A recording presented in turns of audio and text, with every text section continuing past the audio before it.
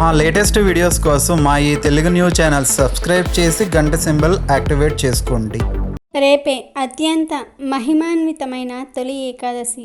ఈరోజు గుర్తుంచుకొని స్నానం చేసే నీటిలో ఈ ఒక్కటి వేసుకుని స్నానం చేస్తే ఆ నీటి ద్వారా సకల పాపాలు తొలగిపోయి ఐశ్వర్యం కలుగుతుంది. మరి తొలి ఏకాదశి రోజు స్నానం చేసే నీటిలో ఏం వేసుకుని స్నానం చేస్తే పాపాలు పోయి కోటి జన్మల పుణ్యం కలుగుతుందో ఈరోజు మనం ఈ వీడియోలో తెలుసుకుందాము. కొత్తగా ఏ పని ప్రారంభించాలన్నా ఏకాదశి తిథి కోసం ఎక్కువ మంది ఎదురు చూస్తారు. ఏడాది పొడవునా ఉండే 24 ఏకాదశుల్లో ఆషాఢ శుద్ధ ఏకాదశి తొలి ఏకాదశిగా పరిగణిస్తారు. తొలి ఏకాదశిని పూర్వకాలం ఈ రోజును సంవత్సరం ఆరంభంగా పరిగణించేవారట. వానాకాలం మొదలయ్యే సమయం కాబట్టి అనారోగ్య సమస్యలు తలెత్తుతూ ఉంటాయి. ఆషాఢ మాసంలో పౌర్ణమి ముందు వచ్చే ఏకాదశి రోజు శ్రీ మహావిష్ణువు యోగనిద్రలోనికి వెళతాడు. స్వామి నిద్రకు ఉపక్రమించే రోజు కాబట్టి దీనిని శయన ఏకాదశి అంటారు. తొలి ఏకాదశి రోజంతా కూడా ఉపవాసం ఉండి జాగరణ చేసి మర్నాడు ద్వాదశి రోజు ఉదయం విష్ణుమూర్తిని పూజించి తీర్థ ప్రసాదాలను స్వీకరించి భోజనం చేస్తే జన్మజన్మల పాపాలు ప్రక్షాళమవుతాయని భక్తుల నమ్మకం. తొలి ఏకాదశి రోజు నిద్రపోయే స్వామివారు మళ్ళీ 4 నెలల తర్వాత కార్తీక శుద్ధ ఏకాదశి రోజు మేల్కొంటాడు. వీడియోలోనికి వెళ్లే ముందు అగస్త్య ముని గురించి ఒక చిన్న కథను ఇప్పుడు మనం విందాము. పూర్వం ఒకసారి ధర్మరాజు కోరికపై రోమసుడు అగస్త్య మహాముని గురించి వివరించసాగాడు. కృతయుగంలో వృత్తాసురుడు అనే ఒక రాక్షసుడు ఉండేవాడు. అతడు తన అనుచరులైన కాలకేయులతో కలిసి దేవతలను పీడిస్తూ ఉండేవాడు. దేవతలు బ్రహ్మదేవుని దగ్గరకు వెళ్ళి వృత్తాసురుని చంపడానికి మార్గం చెప్పమన్నారు.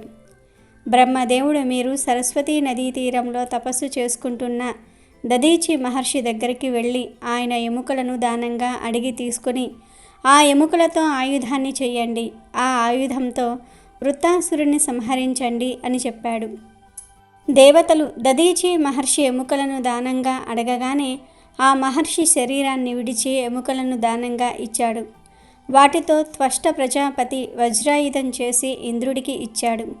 ఇంద్రుడు వజ్రాయుధంతో వృత్తాసురుని సంహరించాడు.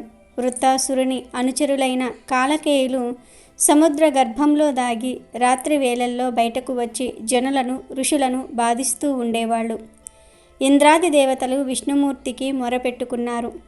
విష్ణుమూర్తి దేవతలతో కాలకేయులు మహాబలవంతులు, పైగా సముద్ర గర్భంలో ఉన్నారు కనుక సంహరించటం వీలు కాదు, సముద్రంలో నీరు ఇంకిపోతే సంహరించవచ్చు, కనుక మీరు అగస్త్యుని వద్దకు వెళ్ళి తరుణోపాయం అడగండి అని చెప్పాడు.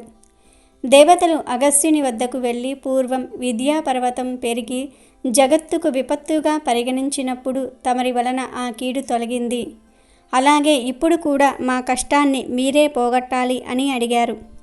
అగస్త్యుని గురించి వింటున్న ధర్మరాజు రోమసుని చూసి అయ్యా, విద్యాపర్వతం పెరగటం ఏమిటి వివరించండి అని అడిగాడు. రోమసుడు ధర్మరాజుతో ప్రతిరోజు సూర్యుడు మేరు పర్వతానికి ప్రదక్షిణం చేస్తూ ఉంటాడు. అది చూసి వింధ్యాపర్వతానికి కోపం వచ్చింది. సూర్యదేవ, నేను పర్వతాలకు రాజును, నువ్వు నాకు ప్రదక్షిణం చేయకుండా మేరు పర్వతానికి ప్రదక్షిణం ఎందుకు చేస్తూ ఉన్నావు అని అడిగాడు. సూర్యుడు బ్రహ్మదేవుని ఆజ్ఞానుసారం ఇలా చేస్తూ ఉన్నాను అని పలికాడు. ఆ మాటకు వింధ్యాపర్వతానికి ఆగ్రహం కలిగింది. అలా పైకి ఎదుగుతూనే ఉన్నాడు.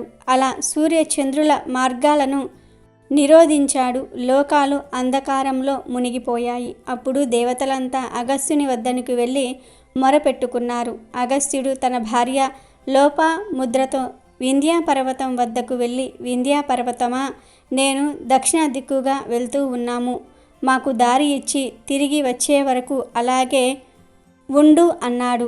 అలాగేనని అంగీకరించిన వింధ్యాపర్వతం భూమికి సమానంగా దిగివచ్చాడు.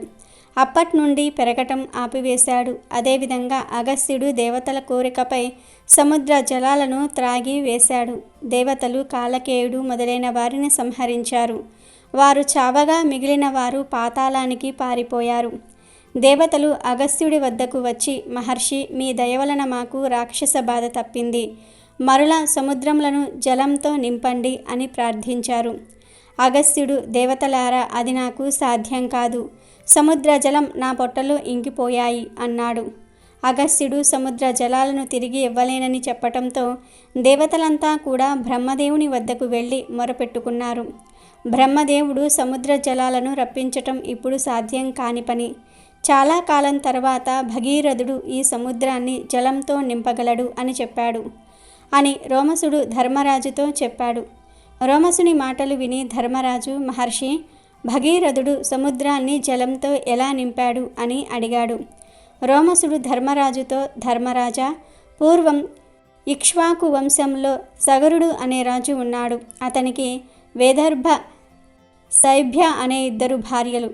అతనికి సంతానం లేదు. అందుకని సగరుడు కైలాసం వెళ్ళి ప్రసన్నం చేసుకున్నాడు. సగరుడు సంతానం కావాలని శివుడిని కోరాడు. శివుడు అలానే అని వరమిచ్చాడు. సగరుని భార్యలు 2 కూడా గర్భం ధరించారు. వైదర్భ గర్భాన ఒక అలభూ ఫలం అనగా అనపకాయ పుట్టింది. శైభ్య గర్భాన అసమంజసుడు అనే ఒక కొడుకు పుట్టాడు.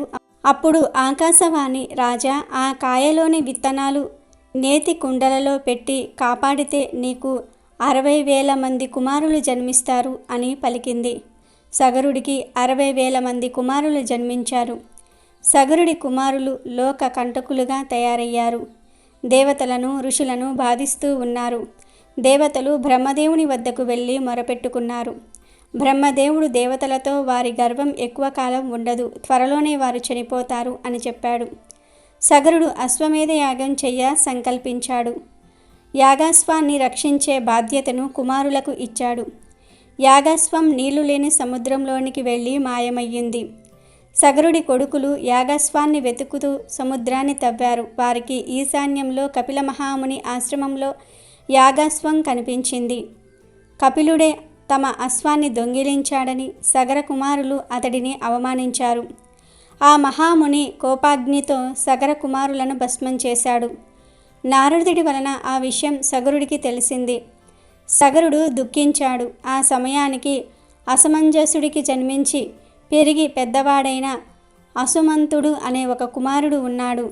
సగరుడు అంశుమంతుణ్ణి చూసి, నాయన, నా కుమారులు చనిపోయినందుకు నేను బాధపడను, కానీ అశ్వమేధ యాగం సగంలో ఆగిపోయింది, దానిని నువ్వు పూర్తి చెయ్యి అని కోరాడు. అలాగే అని అంశుమంతుడు కపిల మహామునిని చూసి నమస్కరించి తను వచ్చిన పని చెప్పాడు.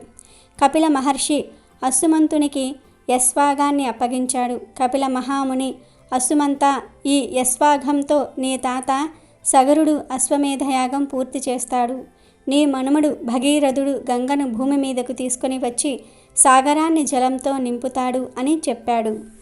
ఇక వీడియోలోకి వస్తే, ఇంతటి విశిష్టమైనటువంటి తొలి ఏకాదశి రోజున చేసే నదీ స్నానం ఎంతో పుణ్యదాయకం.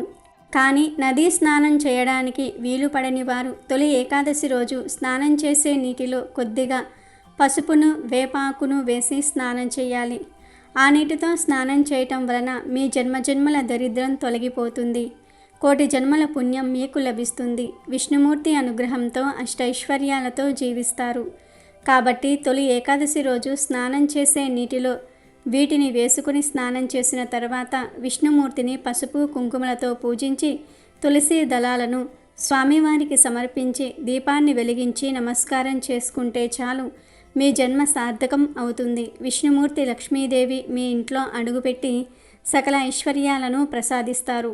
మీరు కూడా మర్చిపోకుండా తొలి ఏకాదశి రోజు స్నానం చేసే నీటిలో ఇప్పుడు మనం చెప్పుకున్న వీటిని, అంటే చిటికెడు పసుపు, కొద్దిగా వేప ఆకులను, అలాగే తులసి దళాలను కూడా వేసుకుని స్నానం చేయటం వలన మీరు విష్ణు అనుగ్రహాన్ని పొందుతారు.